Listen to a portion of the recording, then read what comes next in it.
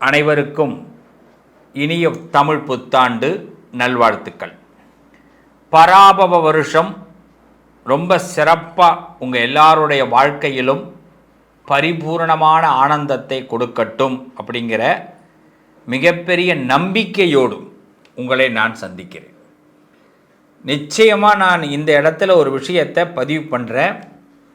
என் உறவுகளாகிய நீங்கள் இந்த வருஷத்தில் நிச்சயம் நீங்கள் நினைக்கிற ஒரு சபையை பார்க்க முடியும். நீங்கள் நினைக்கிற ஒரு வாழ்க்கைக்குள் போக முடியும். நீங்கள் பயந்த அந்த சூழ்நிலைகளிலிருந்து விலகி நல்ல ஒரு ரூட்டு, நல்ல ஒரு பிளானு உங்களுக்கு கண்டிப்பாக இந்த வருஷத்தில் கிடைக்கும். இந்த பிரபஞ்சம் மிகவும் சக்தி வாய்ந்தது. ஒரு மனிதனை இப்படிங்கிறதுக்குள்ளே எப்படி வேணாலும் ஆக்கும். முதல்ல ஒரு விஷயம், நம்பிக்கையை குறைச்சி, அது உங்கள் மீது நம்பிக்கையை குறைச்சி எடை போடாதீங்க. நீங்கள் இவ்வளோ நாள் எந்த சிரமத்தை வேணாலும் பட்டிருக்கலாம், எவ்வளோ வருத்தங்களை வேணாலும் பட்டிருக்கலாம், எவ்வளோ சங்கடங்களை வேணாலும் பட்டிருக்கலாம், எத்தனையோ வாய்ப்புகள் உங்களுக்கு மறுக்கப்பட்டிருக்கலாம். ஆனால் இந்த பராபவ வருஷம் நிறைய வாய்ப்புகளை உங்களுக்கு கொடுக்குங்கிற நம்பிக்கையை இந்த பதிவு பார்க்கக்கூடிய என் பிள்ளைகள் முதல்ல அதை முடிவு பண்ணுங்க.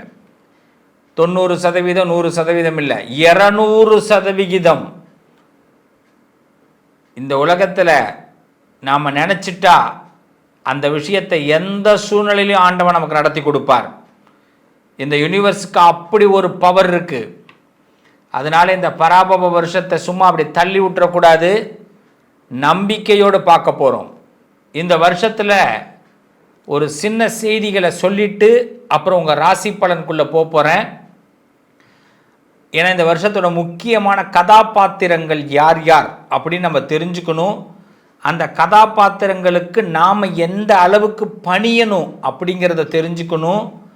அதற்கு பிறகு ராசி பலனை தெரிஞ்சுக்கிட்டு அதற்கு பிறகு லாஸ்ட்டில் தான் ஒரு எண்டு ஒன்று வைக்கிறேன், ஒரு ட்விஸ்ட்டு வைக்கிறேன்.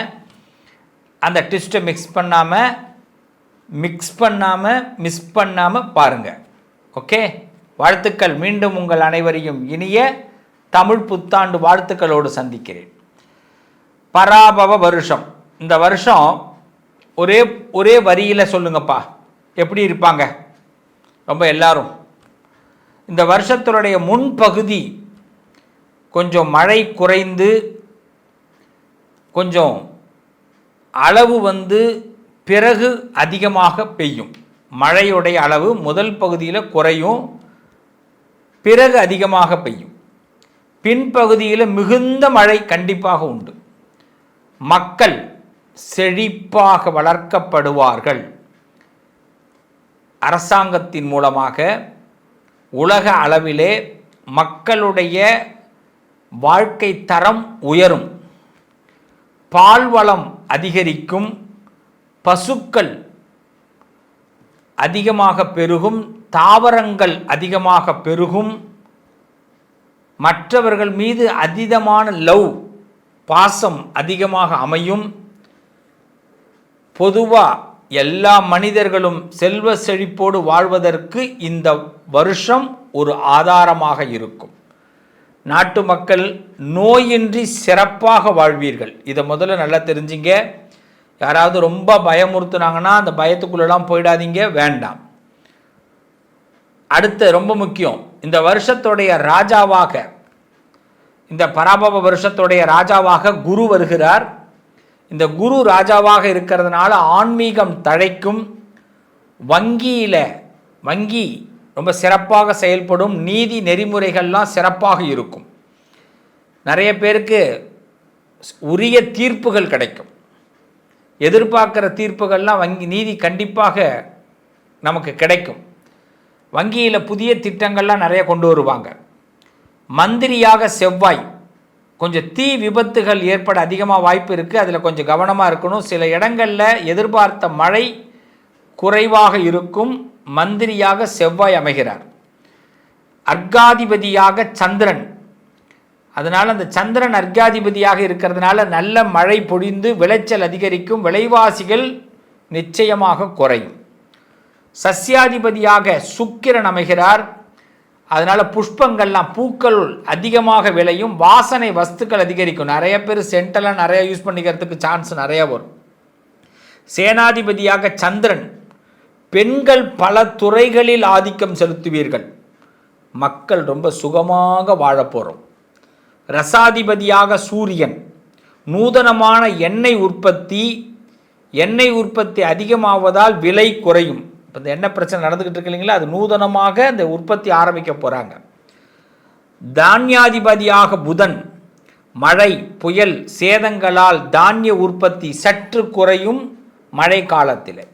மேகாதிபதியாக சந்திரன், காலத்தில் மழை பொழிந்து நீர்நிலைகள் நிரம்பும், விவசாயம் செழிக்கும்.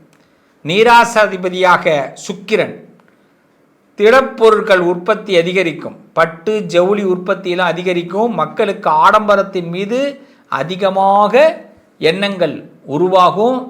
இந்த என்ன சொல்லுவாங்க, எல்லாம் ஆன்லைனில் ஆர்டர் அதிகமாக போடக்கூடிய வாய்ப்புகள்லாம் இந்த வருஷத்தில் அதிகரிக்கும். ஸோ இந்த வருஷம் சிறப்பான வருஷம். அந்த நம்பிக்கையோடு, இன்னும் சொல்லப்போனால் குழந்தைங்களுடைய படிப்பு இந்த வருஷத்தில் அதீதமாக நல்ல முன்னேற்றத்தை கொடுக்கும். குழந்தைங்கள்கிட்ட இருக்கக்கூடிய நல்ல பண்புகள் மேலோங்கும். ஒழுக்க சீலர்களாக குழந்தைகள் எல்லாம் வெளியில் வருவாங்க. தப்புகள் குறையும். இந்த வருஷத்தை பொறுத்தவரை ரொம்ப அருமையான வருஷம். அந்த நம்பிக்கையோடு வாங்க ஒவ்வொரு ராசிக்குள்ளேயும் போக போகிறோம். கடகராசி, அதாவது விருப்பப்பட்ட ஒரு விஷயத்தை மிகப்பெரிய அளவுக்கு உயர்த்தவும் உங்களால் முடியும். அதே உங்களுக்கு விருப்பம் இல்லைன்னா அந்த விஷயத்தை அப்படி கண்டுக்காமல் அப்படி சீண்டாமல் தூக்கி எறியவும் முடியும்.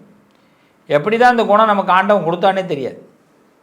நமக்கு பிடிச்சிருச்சுன்னா ஒருத்தவங்களை ரொம்ப தூரத்துக்கு தலையில் தூக்கி வச்சு ஆடுவோம். பிடிக்கலைன்னா அப்படியே டாப்பை கைட்டி கீழே போட்டுருவோம். இப்படிப்பட்ட கடகத்திற்கு இந்த பராபவ வருஷம் சனி, குரு, ராகு, கேது இவரெல்லாம் என்ன விளையாட போகிறாங்க? அந்த விளையாட்டை நாம் எப்படி விளையாடுறது? பொதுவாக ஒரு விஷயம், என்றைக்குமே மனிதர்கள் நாம் பண்ணுற தப்பை கிரகத்தின் மீது போடுவதை தவறுதல், அதை நிப்பாட்டிடணும். கிரகம் சொல்கிறத நம்ம கேட்கல அப்படிங்கிறத மட்டும்தான் எல்லாரும் உணரணும். பள்ளிக்கூடத்தில் வாத்தியார் இருக்கார், அந்த வாத்தியார் பாடம் எடுக்கிறார். ஆனால் எல்லோரும் சொல்கிற வார்த்தை என்ன? வாத்தியார் சரியாக பாடம் எடுக்கலை. படிக்கிற பையன் சொல்லுவான் எனக்கு புரியுதுன்னுவான். நல்ல மார்க் எடுத்தவன் சொல்லுவான் எங்கள் சார் தான் கிரேட்டுன்னுவான். மார்க் எடுக்காதவன் சொல்கிற முதல் வார்த்தை, அவன் சொல்கிறானோ இல்லையோ அவங்க வீட்டில் உள்ளவங்க சொல்கிற முதல் வார்த்தை, வாத்தியார் சரியில்லைங்க. அதை விட அடுத்த ஒரு கேள்வி, பள்ளிக்கூடம் சரியில்லைங்க. அப்போ என்ன? குற்றத்தை ஒத்துக்கொள்ள முடியாது நம்மளால். அப்போ என்ன பண்ணணும்? இந்த நேரத்தில் அந்த கிரகங்கள் என்ன செய்துங்கிறத விட கிரகத்துக்கிட்ட நாம் எப்படி இருக்கணுன்றதை தெரிஞ்சுக்கிறோம். ஜூன் மாதம் 2ஆம் தேதி வரை கடகத்தில் குரு, ஜூன் மாதம் 10ஆம் தேதி வரை, ஜூன் மாதம் 10ஆம் தேதி முதல் சிம்மத்தில் குரு, பிப்ரவரி 13லேருந்து மீண்டும் கடகத்தில் குரு, நவம்பர் 13லேருந்து கடகத்தில் கேது, மகரத்திலே ராகு. இப்படி இருக்குது சூழ்நிலை. ஆல்ரெடி மீனத்தில் சனி. அப்போ என்ன? சனி 9ல் இருக்கார், அஷ்டம சனி விலகிட்டார். அப்போ நம்ம இப்போ என்ன பண்ணலாம்? சமயோஜிதமாக சில விஷயங்கள், ஆசைப்படுற விஷயங்கள் எல்லாம் அப்படியே பொறுமையாக பிளானை போட ஆரம்பிச்சிட வேண்டியது. சுவாமி மேலே ரொம்ப நம்பிக்கை வச்சு, கடவுள் மீது ரொம்ப நம்பிக்கை வச்சு, நம்ம மனசு மீது ரொம்ப நம்பிக்கை வச்சு நான் ஜெயிச்சிடுவேன் அப்படின்னு யூனிவர்ஸ் மீது ரொம்ப நம்பிக்கை வச்சு இறங்கணும். இந்த குரு ஜென்மத்தில் வரார், 12 வருஷத்துக்கு பிறகு வந்திருக்கார். நம்மளுடைய புகழ், நம்மளுடைய பேர், ஒரு கௌரவம் ஒரு பத்திரிக்கையில் வரும், பேப்பரில் நீங்கள் கண்டிப்பாக வருவீங்க, நல்ல மனிதனாக வருவீங்க. ஆச்சரியப்படுற அளவுக்கு இந்த மனுஷன் இவ்வளோ நல்லவரா அப்படிங்கிற ஒரு பேரை கடகம் எடுக்க முடியும். சும்மா தள்ளி விடுற வருஷம் கிடையாது. அதுக்கு தயாராக இருக்கும், நம்பிக்கையோடு இருக்கும். அது எனக்கு ஒரு பக்கம். அக்டோபர் மாதம் 10ஆம் தேதிக்கு பிறகு திடீர்னு சுபகாரியத்தை நடத்துறதுக்கு ஐடியா கொடுத்துருவார். நல்ல பேர் வந்துட்டனாலே அப்புறமா ஆட்டம் மாறிடும். நல்ல பேர் வந்துருச்சு, அப்போ சுபகாரியம் நடக்கும். சுபகாரியம் நடக்கும்போது மீண்டும் நல்ல பேர் வரும். என்ன உங்களுக்கு லாபம்? இந்த லாபத்தை விடலாமா? விடக்கூடாது. கடக ராசிக்காரர்கள் இதுக்கு ஒன்றுமே நீங்கள் பண்ண வேண்டாம். நான் எந்த கோயிலும் போ, சாமி கும்பிடு இப்படின்னு சொல்ல மாட்டேன். நீயா இரு, நீங்களாக இருங்க. வைராக்கியம், முன்னேறணும், நான் அந்த இடத்தை அடையணும், என்னுடைய லட்சியம் அது, என்னுடைய கொள்கை அது. யார் என்ன ஆனாலும் பரவாயில்ல, நான் நினைச்சது நடத்தியே தீர்வேன். இந்த தன்னம்பிக்கை தான் வேணும் கடகத்திற்கு. இந்த தன்னம்பிக்கையை மட்டும் இப்போ நீங்கள் ஆணி வேற எடுத்துங்க. யார் வேணாலும் உங்களை சொல்லுவாங்க, நீ உருப்பட மாட்ட, நீ அதுக்கு லாய்க்கப்பட மாட்ட, நீ வேஸ்ட்டு. இன்னும் சொல்லப்போனால் சில பேர் நிராயுதபாணியாக கூட நிற்கிற வாய்ப்பு இருக்குது. ஆனால் நமக்கு முன்னாடி நம்மளுடைய எதிர்காலம் ஒன்று இருக்குங்கிறத மட்டும் நம்புங்க. என்றைக்குமே எதிர்காலத்தில் ஜெயித்தவர்கள் எப்படி தெரியுமாப்பட்டவர்கள்? எல்லாரும் இழந்தவர்கள் தான் எதிர்காலத்தில் ஜெயித்தவர்கள். நீங்கள் வேணால் ஜெயித்தவங்களெல்லாம் எடுத்து பாருங்கள். ஜெயிக்கும் போது அவங்க யாரும் அவங்க பக்கத்தில் இருந்திருக்க மாட்டாங்க, குடும்பம் இருந்திருக்காது, எல்லாம் வெளியில் இருப்பாங்க. ஜெயித்த பிறகு எல்லாரும் வருவோம். இதான் இப்போ கடகம். ஜெயிக்க போகிறீங்க. யூனிவர்ஸ் சொல்கிறத நம்புங்க. ஒரு வெற்றியோடு என்னை சந்திப்பீங்க. எந்த ஒரு இடத்துல என்னை சந்திப்பீங்க. நீங்கள் சொன்னீங்க, நான் அதுலேருந்து முயற்சி எடுத்தேன், நான் தோல்வி அடைஞ்சிடுவேன்னு நினச்சேன், இதுக்கு பிறகு எனக்கு வேண்டான்னு முடிவு பண்ணேன், ஆனால் நீங்கள் சொன்னதுக்காக மீண்டும் ஒரு சின்னதாக ஒரு முயற்சி பண்ணி பார்ப்போமேன்னு பண்ணேன், இன்றைக்கி நான் நல்லா இருக்கேன் அப்படின்னு சொல்லுவீங்க. இதுதான் கடகம். கடகத்திற்கு இன்னொரு விஷயம், 10வது மாதம் 10ஆம் தேதி இந்த சிம்மத்தில் மீண்டும் குரு போயிட்டு திருப்பி பிப்ரவரி மாதம் கடக குருவாக கன்வெர்ட் ஆகிறார், மீண்டும் போகிறார். இப்போ குரு கெடுக்கலை, நல்லதை பண்ணுறார். இந்த கடகத்திலே கேது வந்து உட்கார்றார். இப்போ தான் உங்களுக்கு நிறைய பேரோட உண்மைகள் தெரியும். நம்ம எந்த உறவுகளை வெறுத்தோமோ, எந்த உறவுகள் மீது வந்து அவநம்பிக்கை வச்சோமோ, எந்த உறவுகள் மீது பிடிக்காமல் இருந்தோமோ, இந்த மாதிரி ஒரு உறவு எனக்கு இனிமேல் கிடைக்குமா? எஸ், பெத்த உறவுகளையும் தெரிந்த உறவுகளையும் நெருங்கிய உறவுகளையும் மீண்டும் நினைவு கூறக்கூடிய நல்ல நாட்கள், நல்லவங்களை கை கொடுத்தவர்களை மீண்டும் நினைக்கக்கூடிய எண்ணங்கள் உருவாகும். அப்போ அறிவு வளரும், முதிர்ச்சி ஏற்படும். இன்னும் சொல்ல பேர் க்ரீன் சிக்னல், க்ரீன் சைன் போடுறதுக்கான சான்சஸ் ஏற்படும். ஆமாம், ஒரு அற்புதமான நேரம். அதை விட ரொம்ப முக்கியம், இந்த மகரத்தில் இந்த ராகு பகவான், அதாவது உங்கள் ராசிக்கு 7, அதனால் சில போராட்டங்களுக்கு நடுவே உங்கள் வாழ்க்கையை தொடர்வீர்கள். உங்களுக்கு ரொம்ப பிடிச்சிருக்கு ஒன்று, அது ஈஸியாக கிடைக்காது. இப்போ போராடுங்க, ஜெயிச்சிருவீங்க. ஒரு மனுஷன் போர்க்களத்தில் நிற்கிறதுக்கும் நல்ல நேரம் இருக்கணும். நல்ல நேரத்தில் இருந்தால் தான் போர்க்களத்தில் வெற்றி பெற முடியும். அப்போ நல்ல நேரம், இந்த போர்க்களத்திலையும் வெற்றி பெறக்கூடிய ஆற்றல் இந்த ராகுவால். அதனால் ஆல்மோஸ்ட் ஒரு நிமிடத்தை கூட வீணாக்காமல், ஒரு உணர்ச்சிகள், சந்தோஷம், வெற்றிகளுடைய விளிம்பில் நான் நடத்தி தீருவேங்கிற ஒரு ஓடிக்கிட்டே இருக்கிற குதிரை மாதிரி இருந்தீங்கன்னா, கடகம் இந்த வருஷத்தில் பல வெற்றிகளை குவிக்க போகிறீங்க. ஆனால் யார் எது சொன்னாலும் இந்த காதில் வாங்கி இந்த காதில் விடுங்க, நல்லது நடக்கும். என்ன உறவுகளே, இந்த பராபவ வருஷத்தில் எப்படியெல்லாம் கிரகங்களுடைய மாற்றம் இருக்குங்கிறத சொல்லியிருக்கிறேன். எந்தெந்த கிரகங்கள் எந்தெந்த பதவிக்கு வராங்கங்கிறத முன்னாடி சொன்னேன். இதுக்கெல்லாம் சேர்த்த மாதிரி பரிகாரங்கள் என்ன பண்ணணுங்கிறதா முக்கியம். முதல்ல பராபவ வருஷத்தில் முதல் பரிகாரம் 12 ராசியும் எப்படி இருக்கணும் அப்படிங்கிறத சொல்லிடுறேன். நம்பிக்கையோடு முதல்ல இருங்க. சின்ன சின்ன சந்தர்ப்பங்கள் மிஸ் பண்ணாதீங்க. உங்களுக்கான அடுத்த தகுதியை இந்த வருஷம் கண்டிப்பாக கொடுக்க போகுது. தேதி இட்டு வச்சுக்கலாம். ஏப்ரல் 14லிருந்து நாம் நினைக்கிற மாதிரி ஏதாவது அசம்பாவிதங்கள் எதுவும் நடக்காது. ஆனால் அதுக்காக அசம்பாவிதமே நடக்காதுன்னு நினச்சி இருக்கக்கூடாது. நம்ம நினைக்கிறது நம்மளுடைய கடமை, அது மாறி நடக்கிறது அதோட வேலை. காலம் நிறைய கட்டாயங்களை மாற்றி செய்ய போது, அதுக்கு ரொம்ப தயாராக இருங்க.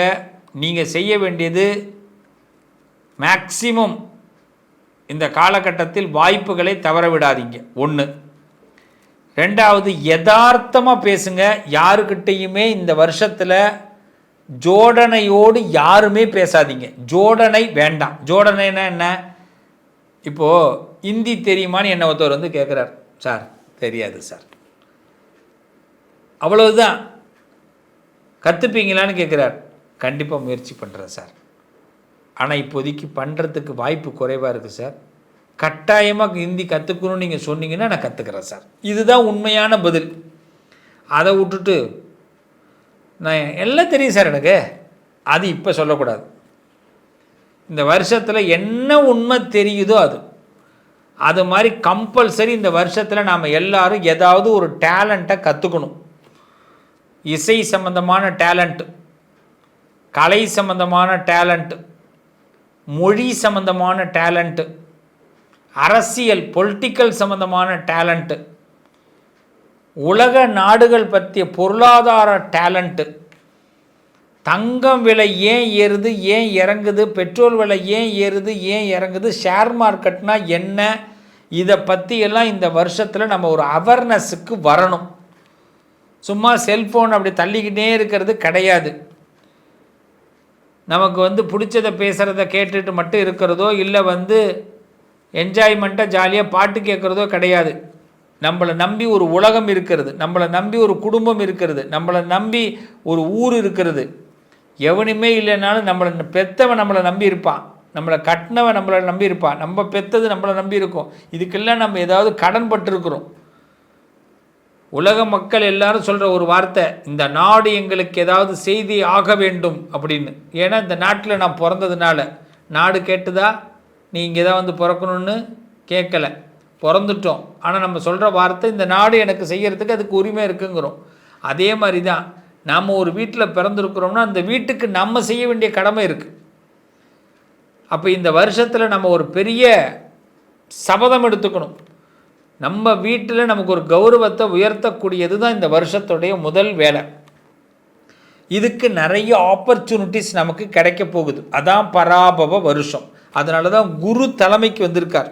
ராஜாவாக குரு வந்தும் இந்த வருஷத்தை நம்ம வீக்காகிடக்கூடாது. அப்போ நிறைய ஆப்பர்ச்சுனிட்டிஸ், ஆப்ஷன் கிடைக்க போகுது. உங்களுக்கு ஒரு விஷயமே முடியாது, இவன் இதுக்கு லாயக்கே இல்லை, இவன் இதுக்கு லாயக்கே இல்லை, நம்ம வீட்டில் நம்மளை புறக்கணிச்சிருக்கலாம், அவங்களுக்கு முன்னாடி நம்ம வாழ்ந்து காட்ட போகிறோம். அவங்களுக்கு முன்னாடி நமக்கு அந்த வாய்ப்பை வாங்கி சக்ஸஸ் பண்ணி காட்ட போகிறோம். அரசியலில் முடியாது தம்பின்னு சொன்னால் முடிச்சு காட்ட போகிறோம். அதிகாரத்தில் முடியாதுன்னா முடிச்சு காட்ட போகிறோம். வருமானம் உன்னால் சம்பாதிக்க முடியாதுன்னா வருமானத்தை சம்பாரித்து காட்ட போகிறோம். பரஸ்பரம் எல்லாரும் தைரியத்தோடு இந்த வருஷத்தை நம்ம ஹேண்டில் பண்ண போகிறோம். ஸோ சகலவிதமான செல்வத்தையும் அந்த அன்னை அபிராமியும் உங்கள் குலதெய்வமும் அந்த இஷ்ட தெய்வமும் உங்களுக்கு கொடுக்க போகிறாங்க. ஸோ இந்த வருஷத்தை பொறுத்த வரைக்கும் ஏறத்தாழ ஏற்றம் மிகுந்த வருஷமாக 12 ராசிக்கு இருக்கும். அப்போ நம்ம செய்ய வேண்டியது என்ன? தினசரி நாம் காலையில் விநாயகரை வழிபாடு செய்வோம். ரொம்ப முக்கியம் அதுதான், விநாயகரை வழிபாடு செய்வோம். தினசரி நம்ம கொள்கையிலிருந்து மாறாமல் அந்த கொள்கைக்கு நம்ம எவ்வளோ தூரம் போயிருக்கோம், நம்ம லட்சியத்துக்கு எவ்வளோ தூரம் போயிருக்கோங்கிறத தெரிஞ்சுக்கிங்க. அப்போ லட்சியத்தின் பாதையில் கொஞ்சம் மிஸ் ஆனாலும் உடனடியாக அதை சரி பண்ணுவதற்கு முயற்சி பண்ணுங்கள். ஆக உங்களுக்கு இதெல்லாம் ஒரு பெரிய பலமாக இந்த வருஷம் அமையும்.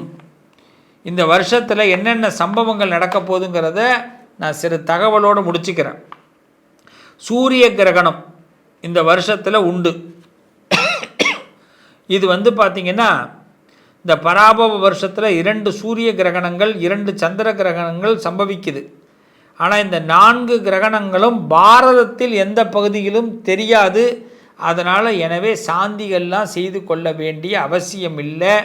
அந்த மற்ற நாடுகளில் தெரியும். அந்த மற்ற நாடுகளில் இருக்கக்கூடிய என் உறவுகளுக்கு நண்பர்களுக்கு அந்த சூரிய கிரகணம் சந்திர கிரகண காலகட்டத்தில் நான் பதிவு போடுகிறேன், அப்போ பாருங்கள். அடுத்தது இந்த காலகட்டத்தில் குரு பயிற்சி நடக்கிறது, குரு அதிசார பயிற்சி நடக்கிறது, ராகு பயிற்சி கேது பயிற்சி நடக்கிறது. ஸோ இப்போ இதெல்லாம் உங்களுக்கு ஒரு நல்ல நேரம். அடுத்தது இந்த வருஷத்தை பொறுத்த வரைக்கும் கந்தாய பலன் அப்படின்னும்போது நமக்கு அஸ்வினி நட்சத்திரத்தில் பிறந்தவர்கள் முதல் 4 மாதம் கடைசி 4 மாதம் மிக சிறப்பாக இருப்பீங்க. பரணி நட்சத்திரத்தில் பிறந்தவர்கள் இந்த வருஷம் முழுமையாக சிறப்பாக இருப்பீங்க. கிருத்திகை நட்சத்திரத்தில் பிறந்தவர்களுக்கு இந்த வருஷம் முழுமையாக சிறப்பு இருக்கும்.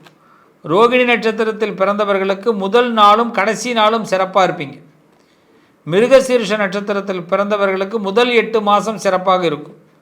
திருவாதிரை நட்சத்திரத்தில் பிறந்தவர்களுக்கு இந்த வருஷம் முழுமையாக சிறப்பாக இருக்கும். புனர்பூச நட்சத்திரம் முதல் 4 மாதம் கடைசி 4 மாதம் சிறப்பாக இருப்பீங்க. பூச நட்சத்திரம் கடைசி 8 மாதம் சிறப்பாக இருப்பீங்க. ஆயில்ய நட்சத்திரம் முழுமையாக இந்த வருஷம் சிறப்பாக இருப்பீங்க. மக நட்சத்திரம் முதல் 4 மாதம் சிறப்பாக இருப்பீங்க. பூர நட்சத்திரத்தில் இந்த வருஷம் சிறப்பு. உத்திரம் சிறப்பு. அஸ்தத்தில் முதல் நாள் கடைசி 4 மாதம் சிறப்பாக இருப்பீங்க. சித்திரை சிறப்பாக இருப்பீங்க வருஷம் முழுக்க. சுவாதி நட்சத்திரத்தில் பிறந்தவர்களுக்கு முதல் 4 மாதம் சிறப்பாக இருப்பீங்க. விசாக நட்சத்திரம் கடைசி 4 மாதம் சிறப்பாக இருப்பீங்க. அனுஷ நட்சத்திரம் இந்த வருஷம் முழுமையாக வெற்றிகள் கிடைக்கும். கேட்ட நட்சத்திரம் முழுமையாக வெற்றிகள் கிடைக்கும். மூல நட்சத்திரம் முதல் 4 மாதம் கடைசி 4 மாதம் வெற்றி கிடைக்கும். பூராட நட்சத்திரம் முதல் 8 மாதம் சிறப்பாக இருக்கும். உத்திராட நட்சத்திரம் இந்த வருஷம் முழுமையாக வெற்றி கிடைக்கும். திருவோண நட்சத்திரத்தில் முதல் 4 மாதம் கடைசி 4 மாதம் வெற்றி கிடைக்கும். அவிட்ட நட்சத்திரம் இந்த வருஷம் முழுமையாக வெற்றி கிடைக்கும். சதய நட்சத்திரத்தில் கடைசி 8 மாதம் சிறப்பாக இருக்கும். பூரட்டாதி நட்சத்திரம் முதல் 4 மாதம் சிறப்பாக இருக்கும். உத்திரட்டாதி நட்சத்திரமும் ரேவதி நட்சத்திரமும் இந்த வருஷம் சிறப்பாக இருக்கும். நீங்கள் இப்போ கேட்கலாம், இந்த இடையில சிறப்பாக இருக்காது, நீங்களே ஏதாவது பயமானு. அதெல்லாம் ஒன்றும் இல்லை. அந்த காலகட்டத்தில் இறை நாமத்தை அதிகமாக சொல்ல வேண்டும். பெரிய அளவில் பெரிய முயற்சிகளை அந்த இடத்துல எடுக்க வேண்டாம். ஆக இந்த வருஷத்தை பொறுத்தவரை மேஷத்திற்கும் விருச்சகத்திற்கும் ஆதாயம் 11, விரயம் 5. ரிஷபத்திற்கும் துலாத்திற்கும் ஆதாயம் 5, விரயம் 5. மிதுனத்துக்கும் கன்னிக்கு ஆதாயம் 8, விரயம் 11. கடகத்திற்கு ஆதாயம் 8, விரயம் 2. சிம்மத்திற்கு ஆதாயம் 5, விரயம் 5. தனுசுக்கும் மீனத்திற்கும் ஆதாயம் 14, விரயம் 11. மகரத்திற்கும் கும்பத்திற்கும் ஆதாயம் 2, விரயம் 8. இப்படி தான் இந்த வருஷத்துடைய காலகட்டம் அமைகிறது. ஸோ பஞ்சாங்க படலத்தை முழுமையாக உங்களுக்காக நான் இந்த பதிவில் கொடுத்துருக்கிறேன். இந்த பதிவு கொஞ்சம் லென்த்தாக இருக்கும், ஆனால் ஸ்கிப் பண்ணாமல் பாருங்கள். முடியலன்னா இன்னொரு தடவை பாருங்கள். கண்டிப்பாக நல்ல பலன்கள் ஏற்படும். இந்த பஞ்சாங்க பலனை கேட்பவர்களுக்கு பாவங்கள் விலகும், நல்லது நடக்கும். உங்கள் அதிர்ஷ்டத்திற்கான தீர்வு: கல்வி, பதவி, யோகம், தொழில் வளர்ச்சி பெருக. ஜாதகம், வாஸ்து, திருமண பொருத்தம் பார்க்கவும், பிரசன்னம் கேட்கவும். Positive line doctor Sivasri Manikanda Sivam. தொடர்பு கொள்ள வேண்டிய வாட்ஸ்அப் எண் 7904137178.